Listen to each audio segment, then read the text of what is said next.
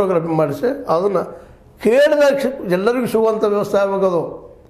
ಯಾಕಂತಂದ್ರೆ ನಡೆದ ಘಟನೆ ಸತ್ತಿದ್ದಾಗ ಎಲ್ಲರೂ ತೋರಿಸೋದು ಏನು ತಪ್ಪಾಗ್ತದೆ?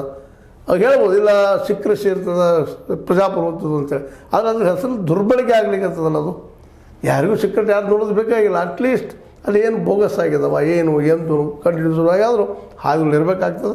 ಅದಕ್ಕೆ ಸಾಕಷ್ಟು ವಾದ ಮಾಡ್ತಾರೆ. ಮತ್ತು ಬೇರೆ ನಿಮ್ಮ ಏಜೆಂಟ್ರು ಇರ್ತಾರಲ್ರಿ, ಅವ್ರು ಏನು ಮಾಡ್ತಾರೋ ಇವ್ರು ಏನು ಮಾಡ್ತಾರೋ. ಕೆಲವು ಕಡೆ ಏಜೆಂಟ್ರು ಇಲ್ಲದಂಗೆ ಮಾಡುವಂಥ ವ್ಯವಸ್ಥೆ ನಮ್ಮಲ್ಲಿದ್ದಾವೆ.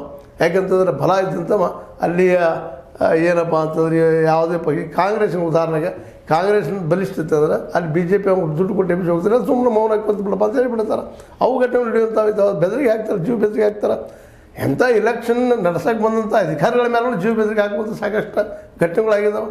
ಹೀಗಾಗಿ ಈಗೇನು webcasting plus EVM plus VVPAT ಇದು ಹಾಕಿ ಅದು ಇನ್ನೊಂದು ಆಗಲೇಬೇಕಾದ್ದು ಈ ಇಲೆಕ್ಷನ್ ಕಮಿಷನರ್ ಆಯ್ಕೆಯಲ್ಲೇ ಸರ್ಕಾರದ ಏಕಮೇವಾದ್ವಿತೀಯ ಇರಬಾರ್ದು ಅನ್ನುವಂಥದ್ದು ಬದಲಾಗಲೇಬೇಕಾದಂಥ ಒಂದು ವಿಷಯ.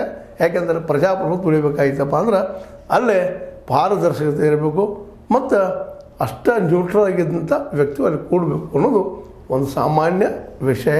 ಅದರಲ್ಲೂ ಚುನಾವಣಾ ಆಯುಕ್ತ ನ್ಯೂಟ್ರಲ್ ಇರಲೇಬೇಕು ಅಂದಾಗ ಮಾತ್ರ ಪ್ರಜಾಪ್ರಭುತ್ವಕ್ಕೆ ಸಾಧ್ಯದ.